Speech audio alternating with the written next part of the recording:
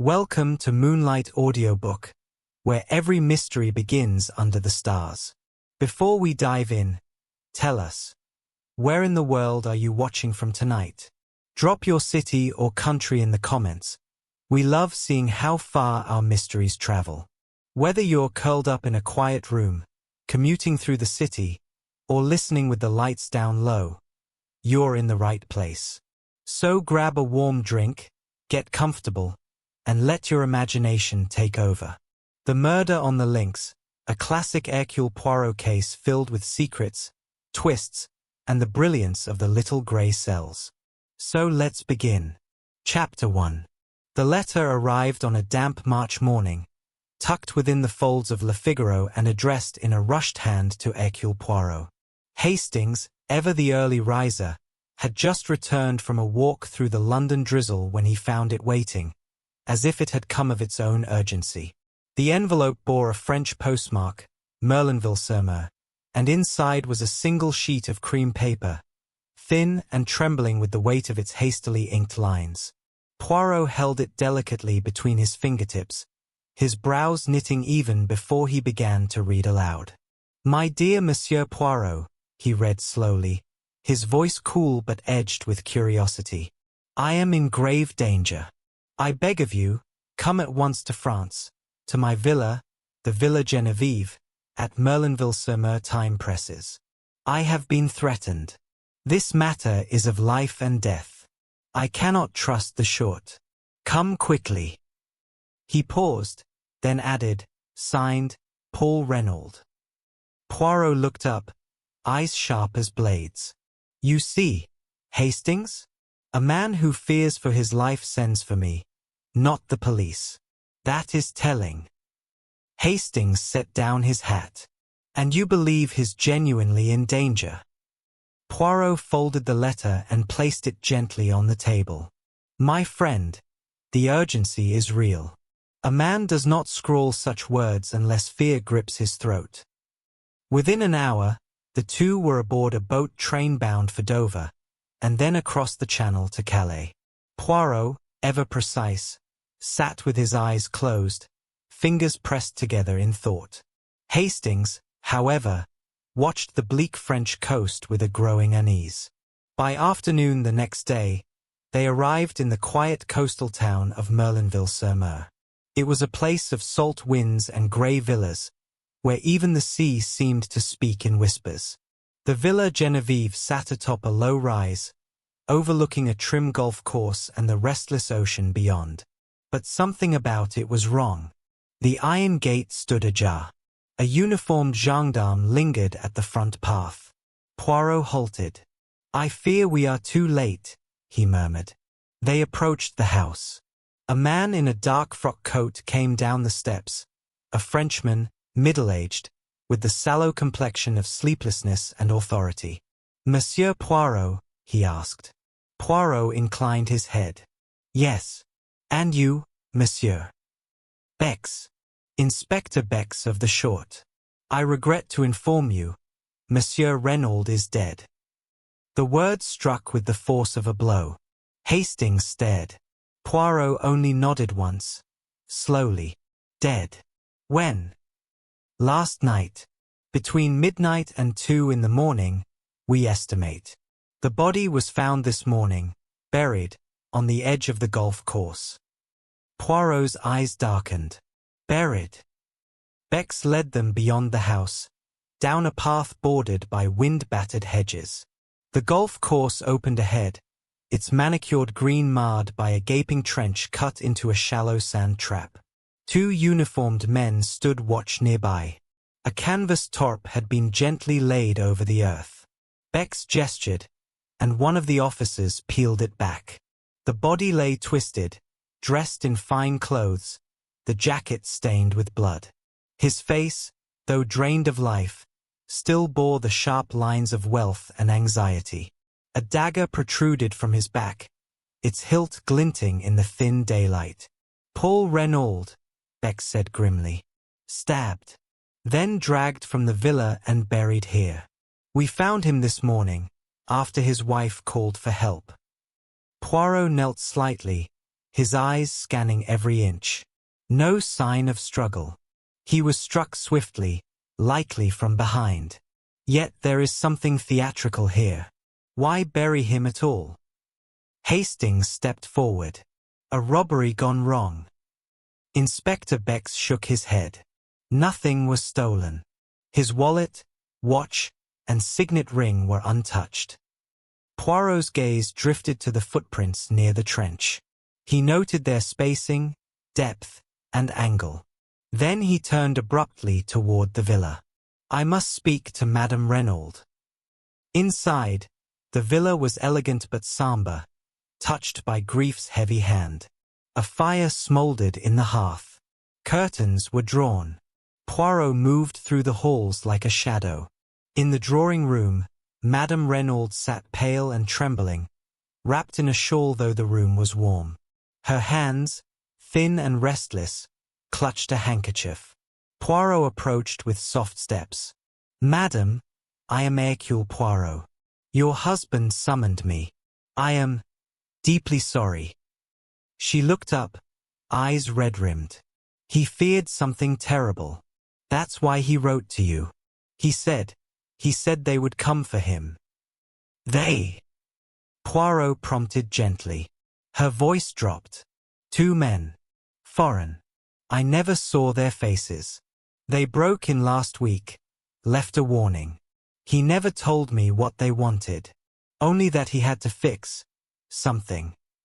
And last night. She inhaled shakily. He was restless.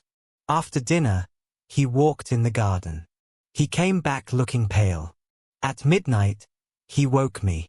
He said, "They are coming. Say nothing. Do not interfere." Then he kissed my hand and left the room. That was the last time I saw him alive. Poirot studied her closely. Why not call the police then? A pause.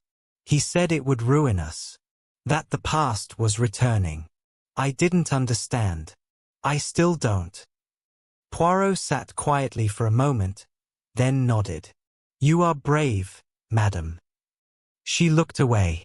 Later, Poirot and Hastings returned to the garden, where a wind had begun to rise off the sea. The flowers trembled. The shadows stretched. Poirot walked the path again. Then he stopped. Hastings, observe. The window of the study is open, yet no mud trails lead inside. And look there, footprints that vanish halfway down the path.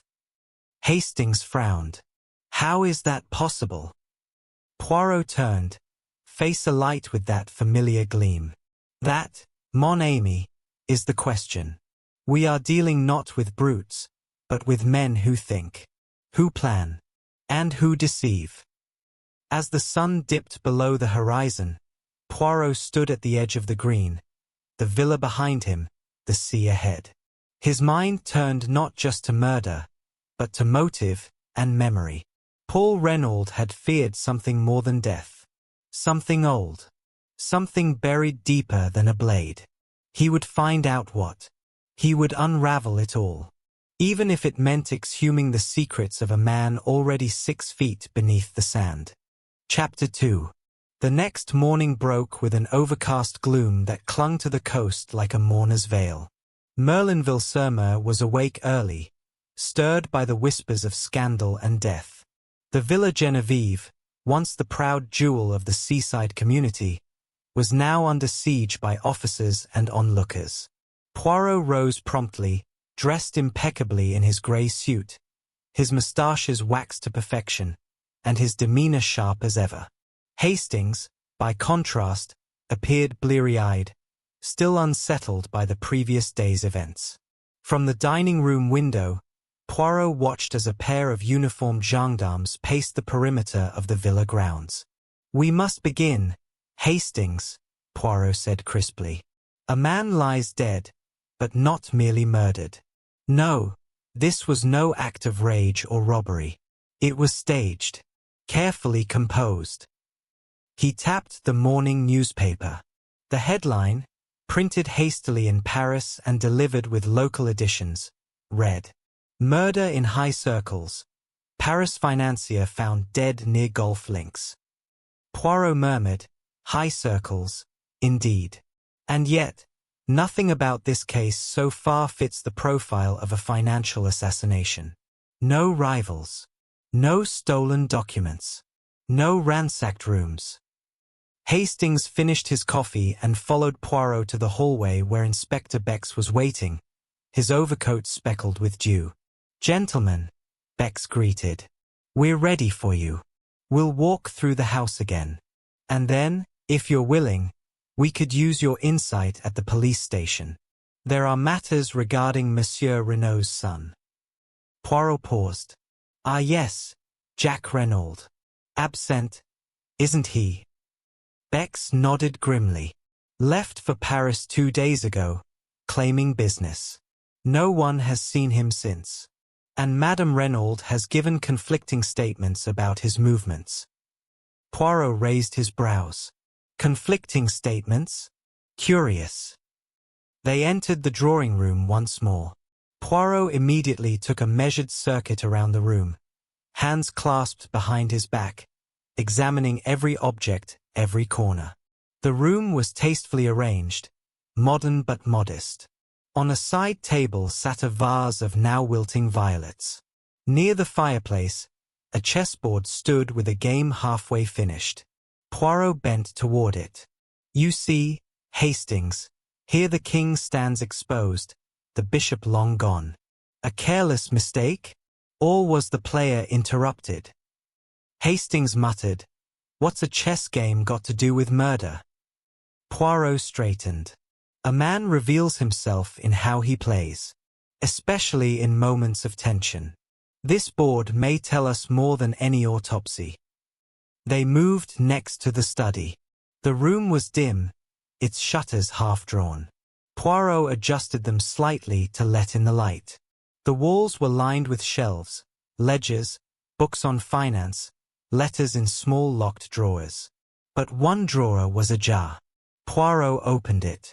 Inside lay a torn envelope and the remnants of a letter, burned at the edges. "Ah," he whispered. "Hastings, look at the seal. A blue rose. That is not standard. Nor is the paper. It is perfumed. Expensive." He turned to Bex. "Was this examined?" Bex frowned. "We thought it insignificant. Perhaps a discarded note from long ago." Poirot shook his head. "No, mon ami. A man does not burn a meaningless letter on the night of his death, especially if he burns only part of it." He pulled out the surviving half of the note. In spidery handwriting, the words remained. "I cannot wait forever. If you do not act soon, everything will be lost.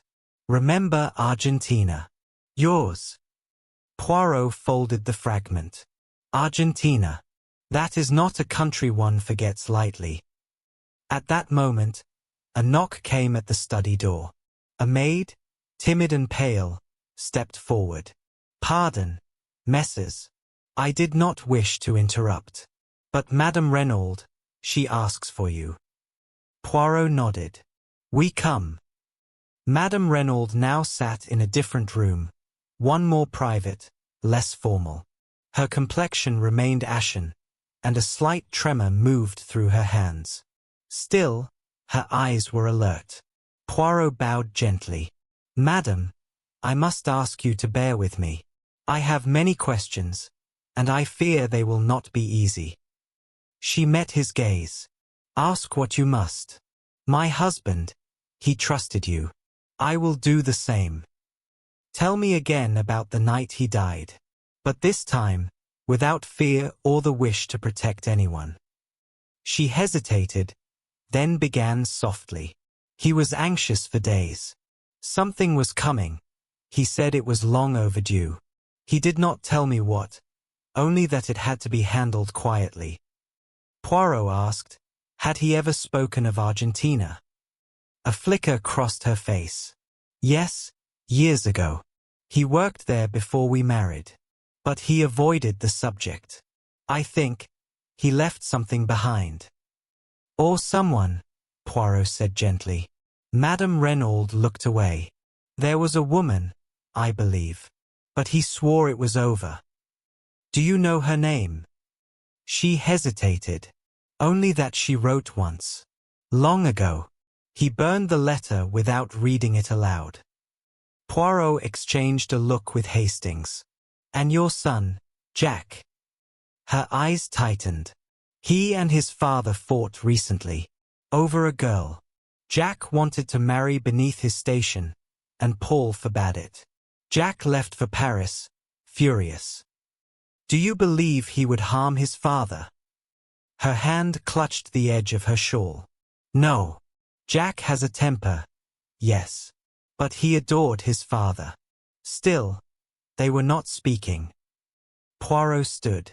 Merci, madame. You have been most brave. The trio returned outside, walking the edge of the garden. Poirot stopped suddenly and crouched near the rosebushes. Hastings, observe. A footprint. Smaller than the others. A woman's. And here, he gestured to a snapped branch. She passed this way. In haste. Bex examined the mark. We did not see this yesterday. Poirot smiled faintly. Because you looked only at the surface, mon ami. But a crime leaves echoes.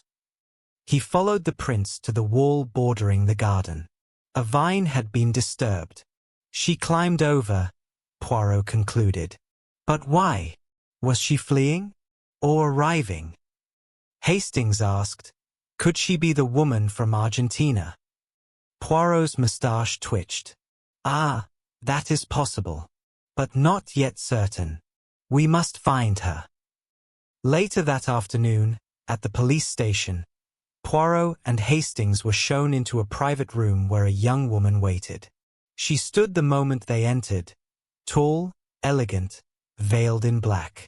I am Martha d'Aubreuil, she said quietly. You wanted to speak with me. Poirot studied her closely. Her voice was controlled, but her eyes betrayed fear. Mademoiselle, you knew Jack Renauld. She nodded. We were close. But his father disapproved. I've not seen Jack in over a week. Do you know where he is? No, she said. Only that he had business in Paris. Poirot stepped closer. And do you know of any woman from Argentina, connected to Paul Renauld? She went still. I heard whispers. But I never saw her. They said he once loved her, before he met his wife. Poirot pressed. Did she return? Martha hesitated. Last week, I saw a woman watching the house.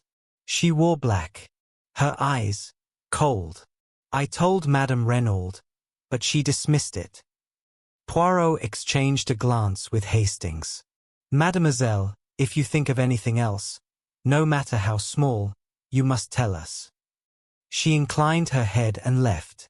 As the day faded, Poirot and Hastings returned once more to the villa. The air was thick with sea mist and secrets. Poirot stood silently in the garden, looking toward the green where the body had been found. This case, Hastings, is like a game of chess abandoned mid-play. The king exposed, the knight missing, the bishop sacrificed. Hastings asked, so who makes the next move? Poirot didn't answer. He turned and walked toward the house, his grey silhouette swallowed by the rising fog. Somewhere, a piece had moved, and soon, the board would reveal whether it was made by a friend or a murderer. Chapter 3. The fog that rolled in over Merlinville-sur-Mer that night was the kind that distorted lamps and muffled footsteps, as though the very air conspired to keep secrets. The Villa Geneviève, dim behind drawn curtains, now stood not as a home but as a mausoleum, a place marked by death and dense with unseen truths. Inside, Poirot was already awake and alert long before the sun attempted to burn through the mist. He stood by the drawing-room window, fingertips gently touching the lace curtain. His gaze remained fixed on the garden path, the very route Paul Renauld had walked for the final time. Do you feel it, Hastings? He murmured. This house, it holds more than furniture and memories. It holds contradictions. That is where the truth always hides. Hastings, yawning despite his best efforts, joined him at the window. Contradictions. Poirot turned. For example, a man fears for his life enough to summon me from London. And yet, he allows himself to be taken from his home without a sound, without resistance. Hastings frowned. Maybe he trusted his attackers. Poirot's expression tightened. Perhaps. Or perhaps he believed that what threatened him was worse than death. The investigation resumed that morning in the upper floor of the house, the private quarters of the Renauld family. Poirot had requested all servants remain on the premises for questioning. Madame Renauld, though fragile in her grief, had given her consent. They began with the master bedroom. The bed was neatly made, the room seemingly untouched. But Poirot's eyes scanned with the precision of a jeweler inspecting diamonds. On the bedside table lay a book of poetry, a gold locket, and a small bottle of laudanum. He picked it up, examined the label, and nodded thoughtfully. She could not sleep, Poirot said. She expected a night of disturbance. Hastings tilted his head. Do you believe she lied to us? Poirot responded quietly. I believe she told us what she thought we should hear, not necessarily what was true. Next, they visited Jacques Renault's room. It bore the signs of a young man caught between rebellion and refinement. The wardrobe was half empty. Several shirts had been taken, hastily, as if he had packed in frustration. A photograph sat on the desk. Martha d'Aubriel, youthful and composed, her eyes unwavering. Poirot pointed to a small silver cigarette case beside the photo. Expensive. Engraved with his initials. But he left it behind. Hastings observed, most young men wouldn't part with something like that. Poirot nodded. Exactly. He left in haste. But not in fear. No, Hastings, it was emotion. Passion. He fled in anger. A soft knock came at the door. One of the maids, a mousy girl named Leonie, stood uncertainly in the hall. Monsieur, may I speak with you? Poirot gestured her in. What troubles you, mademoiselle? She twisted her hands. It is about the night he died. I remembered something more. Poirot waited patiently. It was around 1 in the morning. I heard the gravel path crunching. I looked out, just briefly, and I saw Madame Renauld. She was outside, near the rose garden. Poirot's eyes narrowed slightly. Are you sure? She nodded. She wore her dark cloak. I saw it clearly in the moonlight. I thought it strange, but I said nothing. I didn't want to stir trouble. Poirot's voice remained calm. You did well to come forward. You must tell no one else. And, mademoiselle, he added gently, do not feel guilt. Truth is the first loyalty we owe the dead. After she left, Hastings turned to him. So, Madame Renauld wasn't in bed the whole night. Poirot was already pacing slowly. None. And yet she claimed otherwise. Why lie? Was she meeting someone? Was she watching? Or perhaps, was she afraid of what she might see? Downstairs, the questioning continued. Poirot had requested access to the staff's quarters, and it was there that another shadow began to form. Francoise, the housekeeper, was next. A stern woman with sharp cheekbones and even sharper memory, she folded her arms across her apron as Poirot questioned her. Did Monsieur Renauld receive visitors in the week before his death? She replied without hesitation. Only one that I saw. A woman. Tall. Dressed in black. She came at dusk, 2 nights before. Poirot interjected. She did not enter the house. No, monsieur. She spoke with him in the garden. For perhaps 10 minutes. Then she left, walking away by the path to the sea. Did you hear any part of their conversation? The housekeeper hesitated.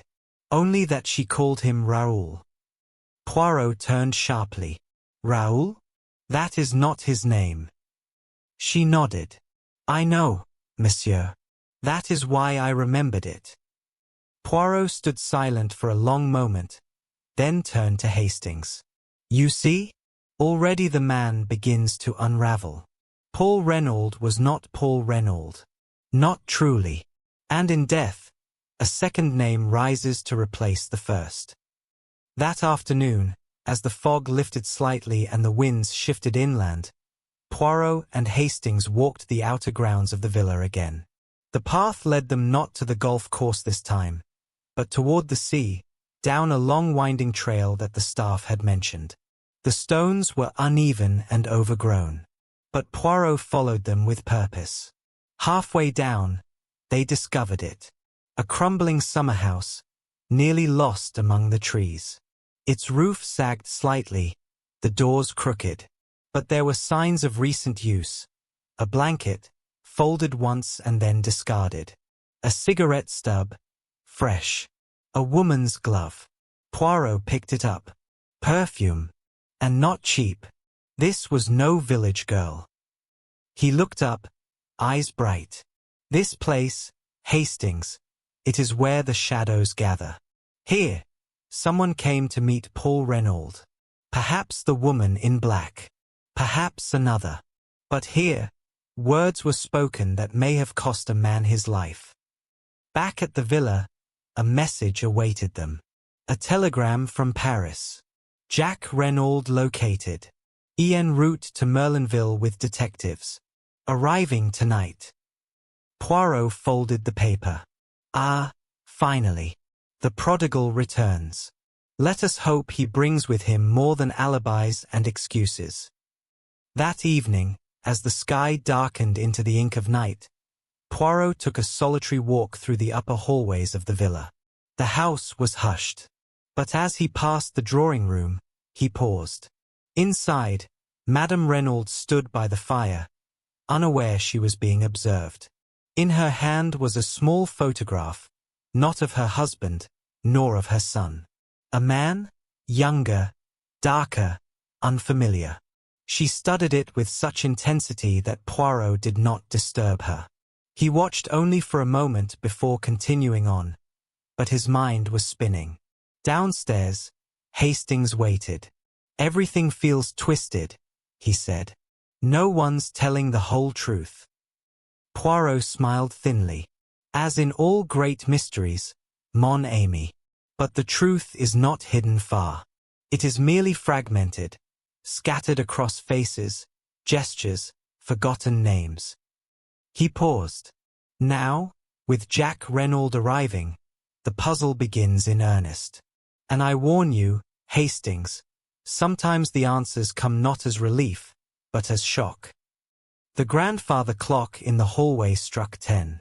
The House of Shadows would not remain silent much longer. Chapter 4. The train from Paris arrived under a chilled blanket of mist, its iron wheels exhaling steam across the empty platform like the breath of a slumbering dragon. Poirot stood waiting at the far end, hands folded neatly before him, flanked by Hastings and Inspector Bex. The trio remained silent as the passengers descended one by one. And then he appeared. Jack Renauld. Tall, broad-shouldered, and dressed in city clothes with countryside creases. His face was pale and pinched with uncertainty. There was no arrogance now, only a subdued tension, as if he knew exactly what awaited him but hoped against hope for something else.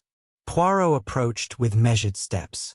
Monsieur Renauld, he said calmly, I am Hercule Poirot. You may know of me. Jack looked up sharply. Yes. My father mentioned you. Once. You're the one he wrote to.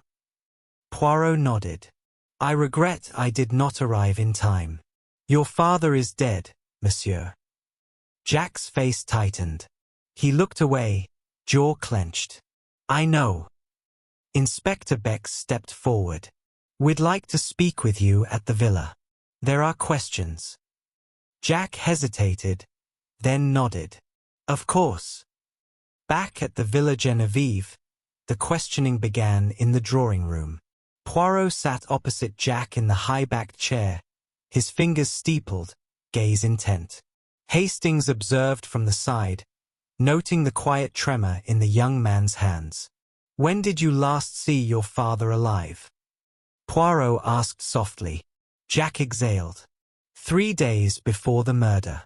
We argued.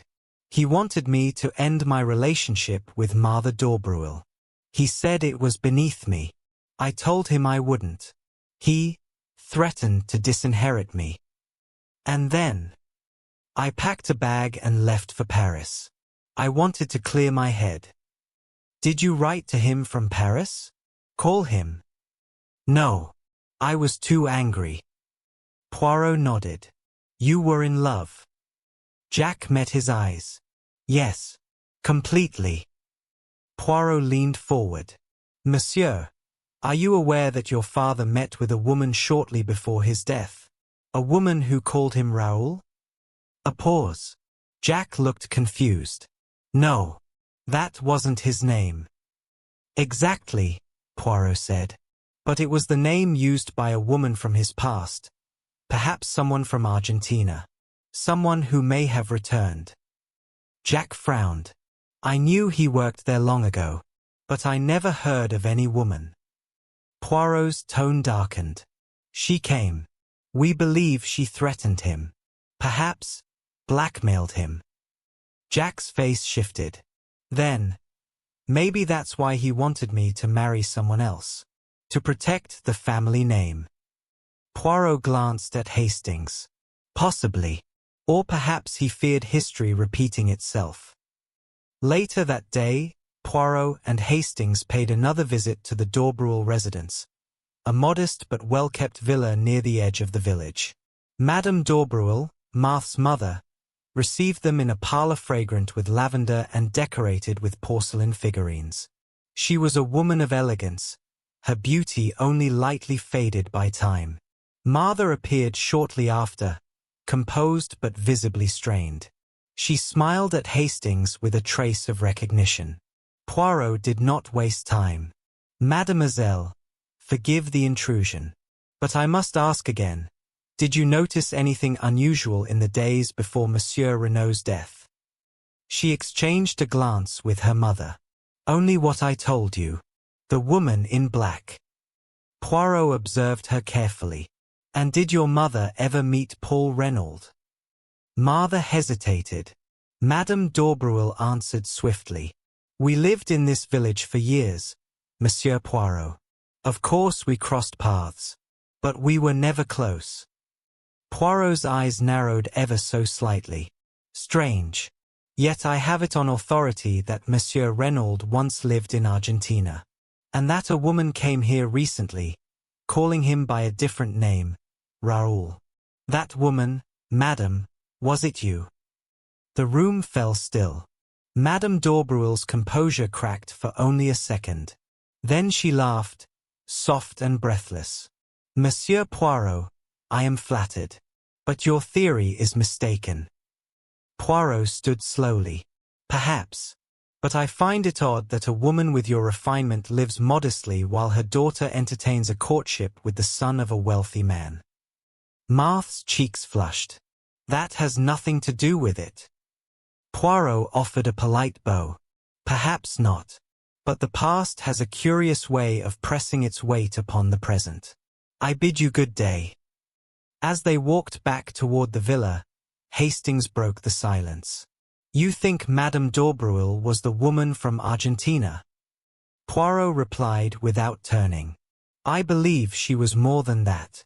I believe she was once the lover of Raoul, who became Paul Renauld. I believe he left her behind. And now, she has returned.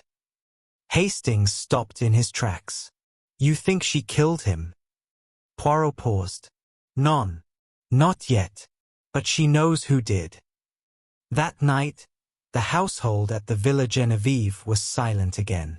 Poirot, refusing rest, spent hours in the study with the remains of the burned letter. He examined the seal again, the blue rose, and the half-sentence. Everything will be lost. Remember Argentina. Poirot whispered the words aloud. Then, from the hallway, footsteps. It was Madame Renauld. She entered the study quietly, her shawl draped over her shoulders. Monsieur Poirot. I could not sleep. Poirot gestured to a chair. Neither could I, madam. May I ask you, what was your husband's real name? She did not flinch. I always knew. He was once called Raoul. He changed it when we married. Why? Because of her, Madame Renauld said softly. Because of the woman he left in Argentina. He feared she would find him, that she would destroy everything. Did she come? She nodded. Yes. She sent a letter. He burned it. Then she came in person. I saw her from the window, walking with him in the garden. And you followed them? Another pause. Yes. I stayed in the shadows. I could not hear what they said. But I knew he was terrified. That night, he told me he had to handle something. Alone. Poirot leaned forward. Did you leave the house later that night? She looked at him, tired but firm. Yes. I followed him again. But by the time I reached the golf course, he was gone. Poirot's voice dropped. Why did you not tell us? Tears welled in her eyes. Because I thought if I said nothing, it would go away. The past, the shame, the blood. The next morning brought a storm. Rain lashed the windows. Thunder echoed along the coast. But inside the villa, the storm of truth began to reach its own crescendo. A letter arrived by courier. Poirot opened it without expression. It contained a photograph. A man, younger, sun-drenched, dressed in linen. On the back, a single word, Raoul. Poirot turned it to Hastings. A ghost, he said. One who came back to haunt the living. That afternoon, Poirot gathered all parties in the drawing room. Jack Renauld, Madame Renauld, Martha d'Aubreuil, Inspector Bex. Poirot stood, the storm's dim light casting shadows across the carpet. Ladies and gentlemen, he began, we are nearing the truth. And like all truths, it is not kind. A man named Raoul fled Argentina with a fortune and a secret. He reinvented himself as Paul Renauld. He married, raised a son, but ghosts do not stay buried. He turned to Madame d'Aubreuil. You knew him. You loved him. And he left you behind. But you never stopped searching. She was silent. Poirot continued. When you found him, you demanded restitution. And when he refused, threatened even, you wrote again. Then came to Merlinville. He looked at Madame Renauld. You watched. You followed. You feared what would happen. And when your husband disappeared that night, you did not tell the truth. Because the truth was unbearable. Finally, he turned to Jack. And you, monsieur, you were the final piece. You ran from your father in anger. But in doing so, you left him vulnerable. The room was heavy with silence. Poirot raised the photograph. This is Raoul. This was the man who died not on a golf course, but in the ruins of a secret life. He paused. But the greatest secret still remains. Who held the knife? And why? He looked to Bex. I must see the will. And I must speak with the gardener. There is something in the earth that has not yet been unearthed. Outside, the rain poured without pause. But inside the villa, Poirot stood at the threshold of revelation. The masks were beginning to fall. And what lay beneath them would change everything. Chapter 5. The morning after Poirot's dramatic gathering in the drawing room began not with another arrest, but with a curious request. At precisely 8 a.m., Hercule Poirot, umbrella in hand, stood beside the third sand trap on the Merlinville-sur-Mer golf course, where Paul Renaud's body had been discovered. The sun was rising reluctantly behind a curtain of grey clouds, and the wind swept the dunes in sighs. Hastings joined him, collar turned up. Another inspection of the crime scene. Poirot. Poirot didn't look away from the sand. Yes, mon ami. Because I fear it is not a crime scene at all, not in the sense we understand it. He pointed to the slight incline near the bunker. See how the ground dips slightly? The trench was dug with care, but there's no sign of urgency in the drag marks. Hastings furrowed his brow. You think the murderer staged it slowly? Poirot murmured, or they were helped, perhaps by someone who did not believe it to be murder. He crouched near the edge, brushing sand away with a white-gloved hand. A glint caught his eye. He plucked it from the soil, something small, silver, and round. A cufflink, he said softly, engraved with a letter. J. He stood and turned to Hastings. We must speak with Jack Renauld again. Quietly. Back at the villa, Jack Renauld sat in the study, eyes sunken, hands clasped in agitation. When Poirot placed the cufflink before him on the desk, Jack flinched as though struck. Yours? Poirot asked gently. Jack nodded. Yes, but I didn't drop it there. Then how did it come to be in the grave with your father? Jack stood, pacing. I don't know. I swear I wasn't near the bunker that night. Poirot observed him keenly. But you did return to the villa, didn't you? Not just now, but before the police found the body. Jack hesitated, then slowly nodded. Yes, I came back at dawn the day after, to speak with Mother. I was afraid. I thought if they knew about our fight, I'd be blamed. So you left again. I hid in Paris. I know it was cowardly, but I didn't kill him. I loved my father, even if we fought. Poirot tilted his head. You fought over more than love, did you not? You suspected something, about his past. Jack's jaw clenched. Yes, I overheard him once, arguing with a woman on the telephone. He called her Bella. He begged her not to come. Poirot's eyes gleamed. Bella. At last, a name. Inspector Giraud arrived that afternoon. Loud, smug, and precisely the sort of detective Poirot disdained. Dressed in a brown overcoat and accompanied by two short officers, he strode into the villa as if returning to his own estate. Ah, Poirot, Giraud said with a smirk. Still playing games with footprints and cufflinks? I prefer results. Poirot remained impassive. So do I. But I prefer mine to be accurate. Giraud chuckled. You'll forgive me if I don't consult you on the arrest I'm about to make. Poirot raised an eyebrow. Indeed? And who, pray, is the unfortunate victim of your certainty? The mistress, Giraud replied. Martha d'Aubreuil. She had motive, proximity, and the promise of inheritance if Jack married her. The gardener overheard them arguing the day before the murder. Poirot's expression changed only slightly. She may be involved, yes. But the truth, Monsieur Giraud, is more complex. Giraud waved a hand. I deal in facts.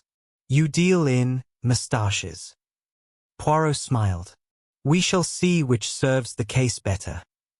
That night, under a thin moon and a restless wind, Poirot returned to the garden with Hastings. They walked slowly, as they had done so many times, down the path between the hedges toward the back of the house. Poirot stopped near the rose bushes and looked upward. The study window, Hastings. It was open that night. and yet no one heard a struggle. Hastings followed his gaze. You think Paul Renauld left willingly? Poirot nodded. Yes, but not to meet a murderer. To meet someone he believed he could control. Someone who knew his past and used it against him. From the shadows near the hedgerow, a soft voice interrupted them. Monsieur Poirot. It was Leonie, the maid. Poirot stepped closer. Mademoiselle? You have something to say. She looked about nervously. Yes, I lied earlier. I did not only see Madame Renauld in the garden. I saw a second figure. A woman. She wore dark clothing and walked quickly from the villa. They met at the edge of the garden. I heard raised voices. Poirot's voice was calm. Did you recognize her? Leonie looked down. No, but I think it may have been Madame d'Aubreuil. Poirot gave a slight nod. Merci, mademoiselle. You have done well. After she disappeared into the darkness, Poirot turned to Hastings. There it is. The link. 2 women from the past, each carrying a different truth. One from Argentina, one from France, and between them, a man who tried to forget them both. The next morning, Poirot summoned Madame d'Aubreuil to the villa. She arrived alone, elegant, poised, and, for the first time, defensive. Poirot led her into the study, where the curtains were drawn tightly. He gestured for her to sit. Hastings remained silent at the edge of the room. Poirot began. Madam, I believe you once loved a man named Raoul. A man who later became Paul Renauld. She sat upright but said nothing. I believe you followed him to France. And when he refused to give you what you wanted, you planned, or helped to plan, his death. Still silence. Poirot stepped forward. What did you want, Madame d'Aubreuil? Money? Revenge? At last, she spoke, her voice icy. Justice.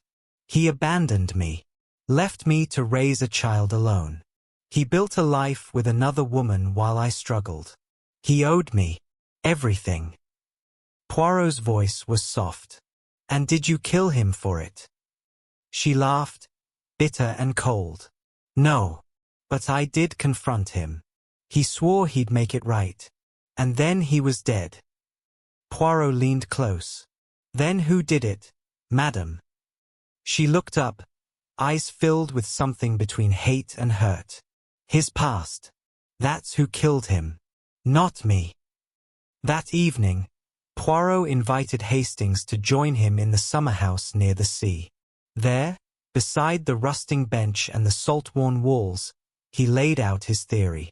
We have a man with 2 identities, he began. One in Argentina, one in France. A son who defies him. A mistress who threatens him. A wife who fears the truth.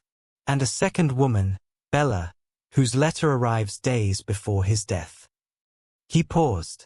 The body was buried, but not in haste. The grave was prepared.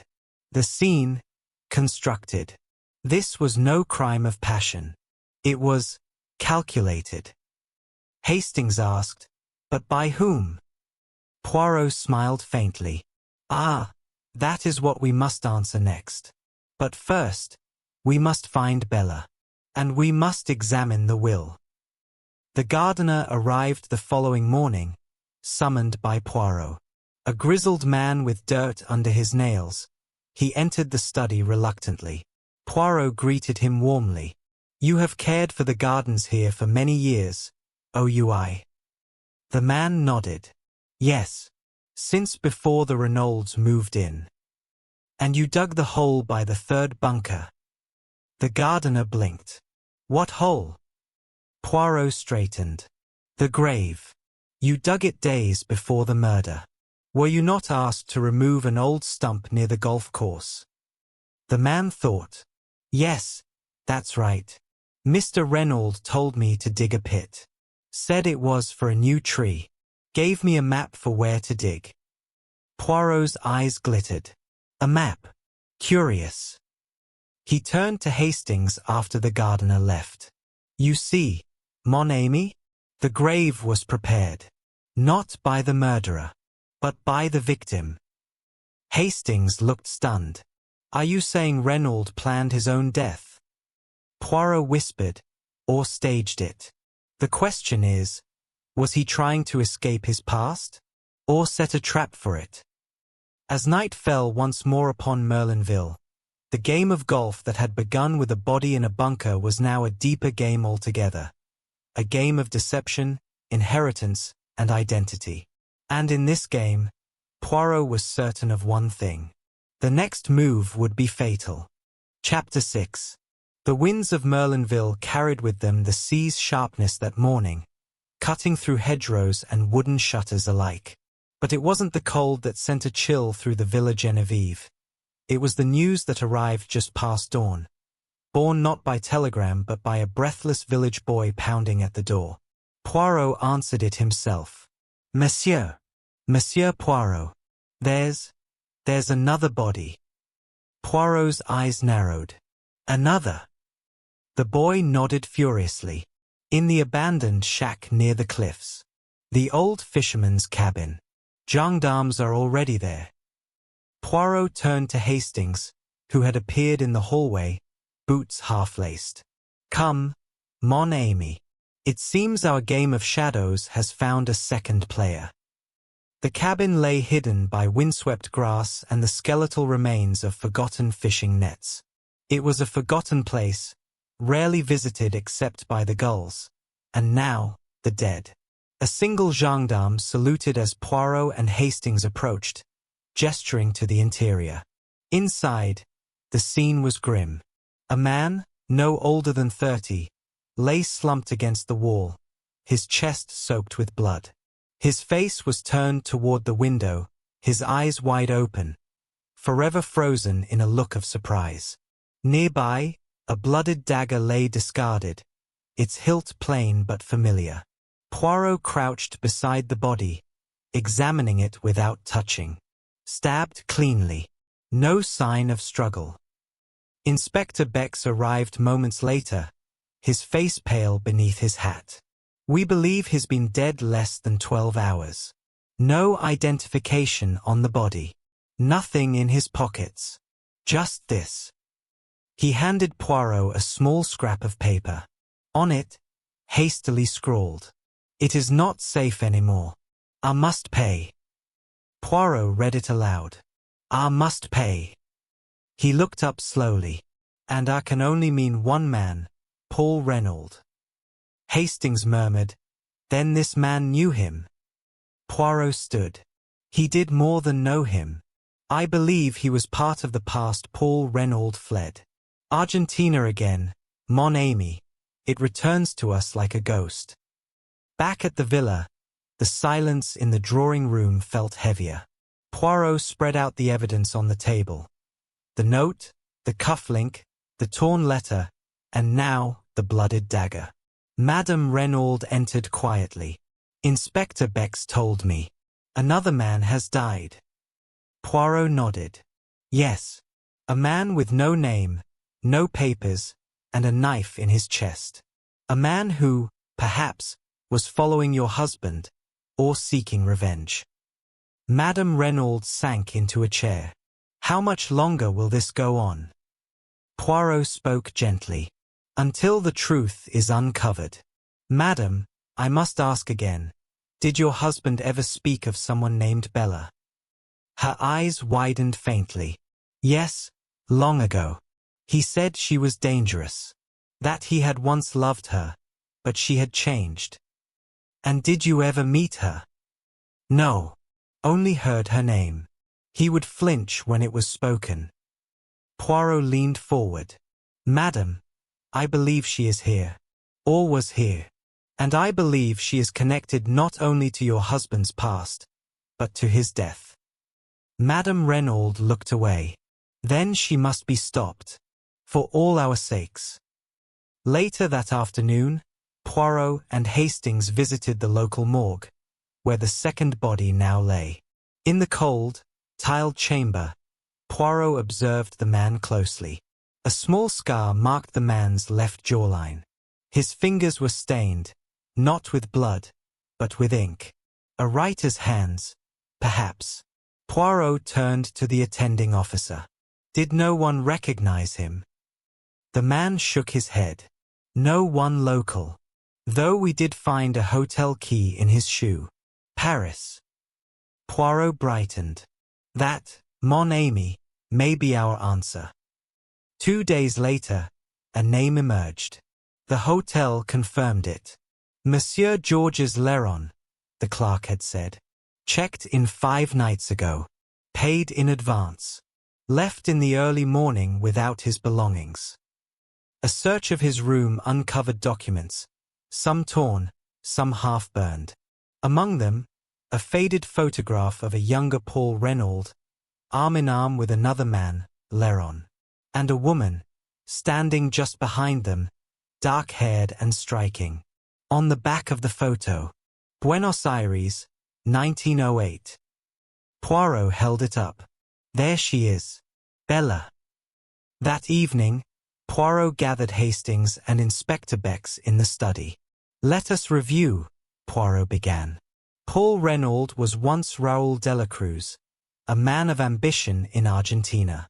With him, Georges Leron, a business associate, and Bella Duveen, a woman who loved Raoul, and perhaps also hated him.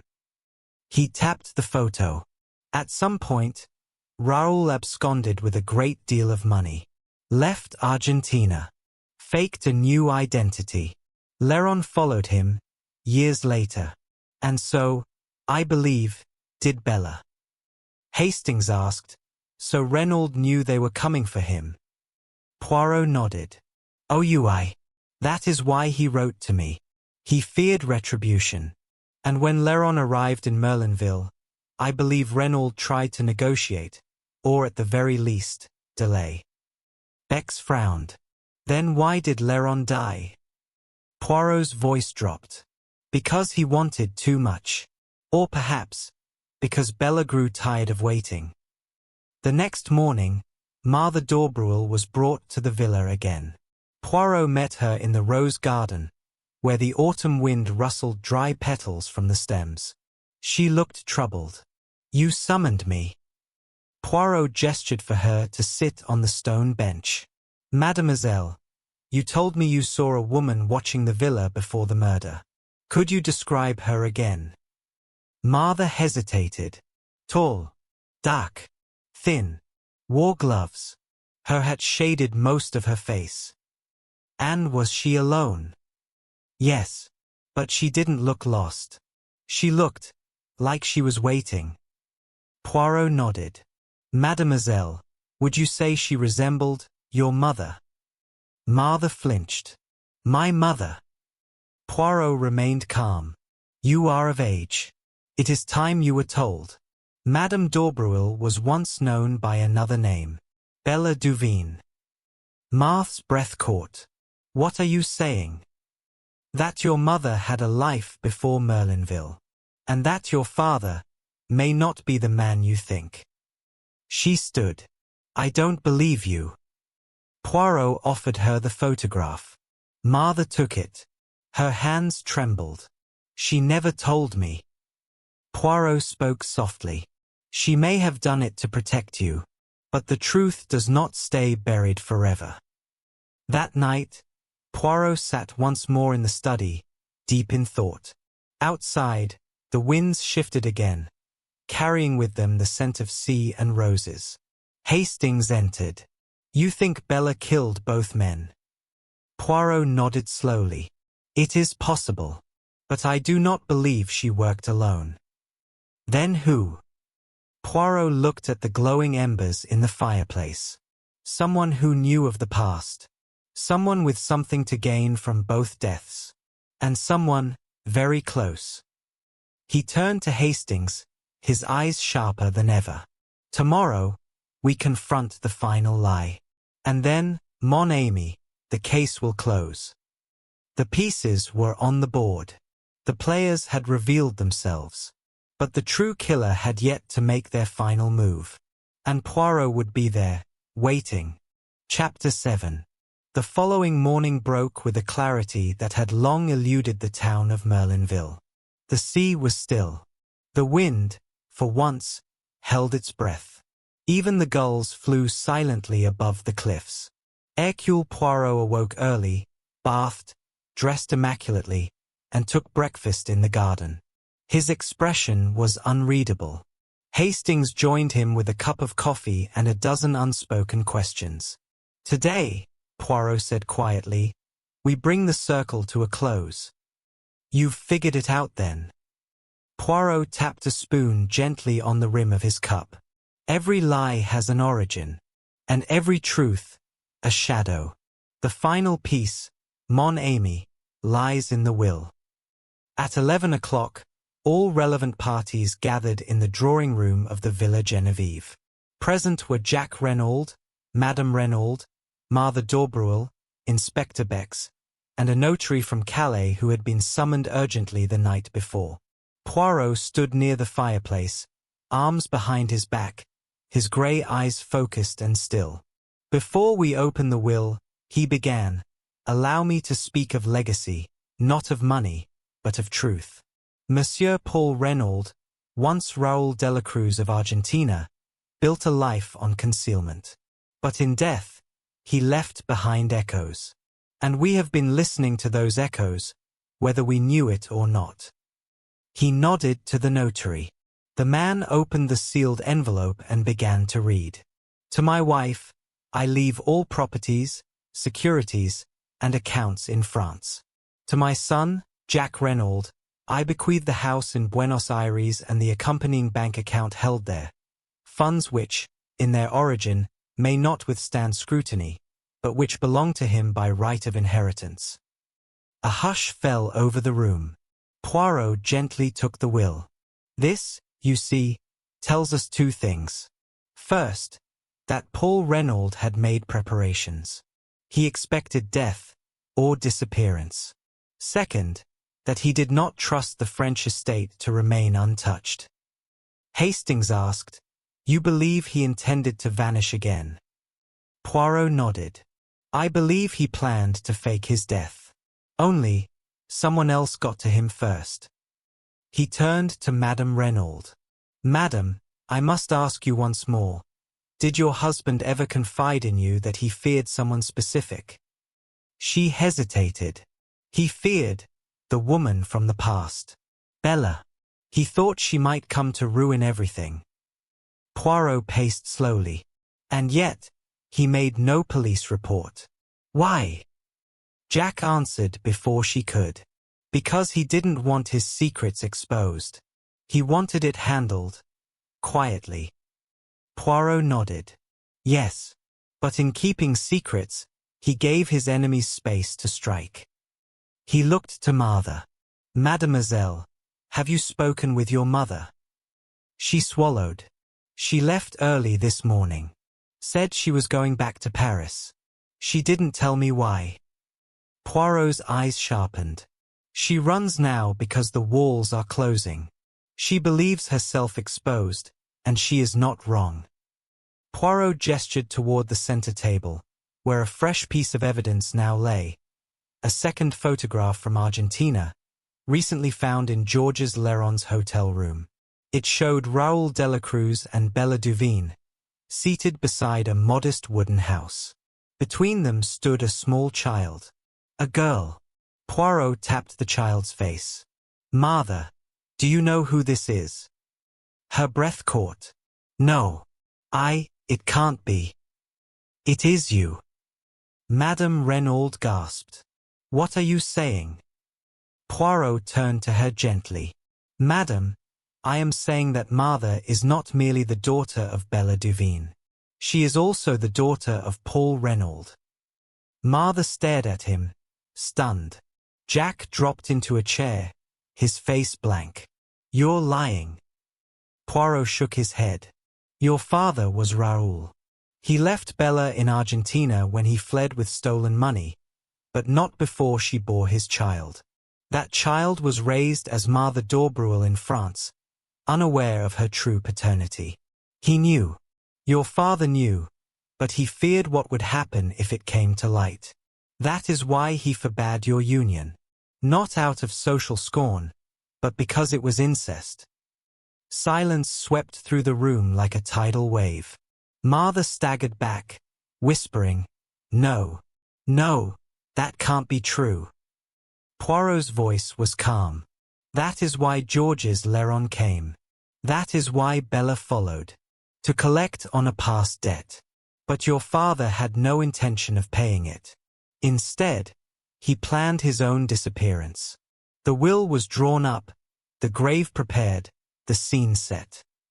Jack spoke at last. "Then who killed him? If not Bella or Leron, who?" Poirot turned. "You ask the right question, monsieur. Bella did not strike the final blow. Nor did Leron. They were pawns. The true culprit is someone who saw the entire game, who knew of the staged death, and who saw a better opportunity in a real one." He faced Madame Renauld. "Madame, you killed your husband." She stood, trembling. "No, that's a lie." "You discovered his plan," Poirot said gently. "To disappear. To flee again. This time, perhaps with Bella. Or perhaps alone. You found the torn letter. You saw the grave. And in that moment, you decided to make it real." She shook her head violently. "He betrayed you," Poirot continued. "Not with another woman, but with lies. With the past. With a daughter you never knew existed. You stabbed him, with the very knife he had hidden in the summer house. You buried him, just as he'd planned for himself. And you watched as the world blamed everyone but you." Madame Renauld collapsed into the chair behind her. He was going to leave me," she whispered. "After all these years. After everything." Poirot knelt before her. "But murder, madame, cannot be buried. It always rises." Later that afternoon, as Madame Renauld was taken into custody, Jack sat in the garden, numb and hollow. Martha stood beside him, tears falling silently. Between them hung the cruel weight of revelation. A love now forbidden, a family forever broken. Poirot and Hastings watched from a distance. It's a tragedy, Hastings said quietly. To lose everything in a single day. Poirot nodded. "Oui. But now they may begin again. With truth, not lies." "And Madame d'Aubrieux?" Poirot's gaze darkened. "She will not return. She knew the storm she had summoned. Her punishment is exile, from her daughter, from her past. That, mon ami, is justice in another form." That evening, the sun dipped low over the cliffs of Merlinville. Poirot sat in the drawing-room, the fire casting flickers of gold across the worn floor. He sipped his tisane. "A strange case, Hastings," he said at last. "Of shadows and names. Of ghosts and graves. But also, of legacies. The ones we choose, and the ones we cannot escape." Hastings raised his glass. "To the truth, then." Poirot smiled gently. "To the truth. Always." Chapter 8. The days following the revelation at Villa Geneviève passed like the final pages of a novel. Quiet, measured, full of echoes. The house itself felt subdued, the tension that once stretched between its walls now replaced by an aching emptiness. Madame Renauld remained in custody in Calais. A formal charge of murder was brought against her, but in the court of public sympathy, she was already seen as a woman driven to desperation rather than evil. Her confession, whispered through tears, had stirred something in all who heard it. Not approval, but understanding. Poirot, ever precise, ever composed, remained at the villa for one more week, as if ensuring that all threads of the tapestry had been tightly knotted. Hastings stayed by his side, journaling each day's events, reflecting not only on the facts but the frailty of human emotion. On a mild evening, as the wind turned warm and the sea softened to a silver mirror, Hastings found Poirot walking the garden path with a familiar envelope in hand. "Another letter?" Hastings asked. Poirot gave a small nod. "A final note. From Mother." He unfolded the paper and began to read aloud. "Monsieur Poirot, I thank you, not for what you uncovered, but for doing so with grace. The truth has cost me dearly, but ignorance would have cost more. Jack has returned to Paris. I will remain here, for now, with the ghosts. My mother has not written. I do not expect that she will.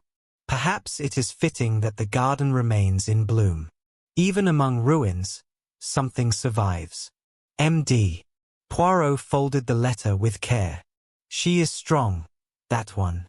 She has seen her world dismantled, yet she does not break." Hastings sighed. "Do you think she and Jack will ever speak again?" Poirot did not answer at first. He stared into the last light of day, where the clouds had pulled apart just enough for gold to slip through. "Time is a clever detective, mon ami," he said at last. "It reveals what we cannot. Perhaps, in time, they will find not love, but peace." On their final day in Merlinville, Poirot asked to revisit the golf course. Not to examine, but to reflect. The third bunker had been filled in. The earth was smooth again, the grass beginning to return. Poirot stood at its edge. "This place will forget," he murmured. "In a year, no one will remember what was buried here. That is the way of the earth. It heals, even when people do not." Hastings looked around. "And yet, I'll never see a golf course again without thinking of this case." Poirot smiled. "Then I have done my job." As they turned to leave, a familiar figure approached. Inspector Beck's trench coat flapping in the breeze. "Gentlemen," he said, tipping his hat. "The Paris authorities will soon take over the final hearings. The press, of course, is circling like sharks." He glanced at Poirot. "They're calling this your finest work since Styles." Poirot looked amused. "The press often speaks too soon." "Still," Beck said, "I wouldn't want to be the man who tries to solve a case after you've already solved it." They shared a brief laugh, thin, weary, but genuine. Beck's expression sobered. "I must admit, Poirot, I didn't see it. Not until you made it plain. Madame Renauld, she fooled us all." Poirot shook his head gently. "She did not fool herself. That is punishment enough." That evening, the pair boarded the late train back to Calais. As the countryside passed in dusk and flickering shadows, Hastings sat with his notebook open, scribbling. Poirot sipped his tisane, then glanced out the window. "Hastings," he said thoughtfully, "do you remember when you asked me why I take such care with small things?" Hastings looked up. "I think I called it obsessive." "Indeed. And yet, in this case, what revealed the truth?" Hastings flipped a page. A cufflink. A scar. A garden path. A letter half-burned. Poirot smiled faintly. "Oh, the details, mon ami. Always the details. The truth does not shout. It whispers." Hastings nodded. "And so the whisper led to a scream." Poirot looked out again. "And the scream led to silence." In Paris, a small crowd had gathered at the station, not of fans, but of curiosity seekers and foreign correspondents.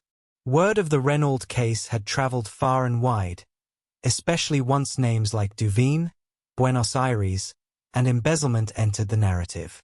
But Poirot ignored them all. He stepped from the train with dignity, nodded politely, and walked through the station with Hastings at his side. "Where to now?" Hastings asked. Poirot paused, considering. I think, the countryside, for a week. Perhaps somewhere without telephones or troubled marriages. Hastings smiled. Not the sort of place likely to produce another murder mystery. Poirot tilted his head. Then we shall rest. Until it does. And thus ended the affair at Merlinville-sur-Mer. A tale of love turned sour, of sins long buried clawing their way back to the surface, of mothers and daughters, of names changed and debts unpaid. And in the center of it all, a man who thought he could outrun the past. But no one can. Not even the dead. And so, the case of the murder on the links came to its solemn close, not with the roar of justice, but with the quiet footsteps of regret. A man who tried to bury the past met it instead beneath the soil he himself had prepared. A woman, scorned and abandoned, crossed continents not for love, but for reckoning. And in the heart of it all, Hercule Poirot, armed not with a revolver, but with the little grey cells, uncovered not just a killer, but a legacy of deception. Love twisted into tragedy. Secrets forged into weapons. And innocence, as always, caught in the crossfire. But remember this, Ms. Amos. It is the smallest detail, a glance, a cufflink, a word left unsaid, that shouts the truth to those who care to listen. Crimes may be clever, but the truth is cleverer still. Until the next mystery calls. Hercule Poirot. Which Hercule Poirot mystery would you like to hear next? Comment your favorite below. Subscribe to Moonlight Audiobook to unlock more classic mysteries, narrated stories, and unforgettable investigations.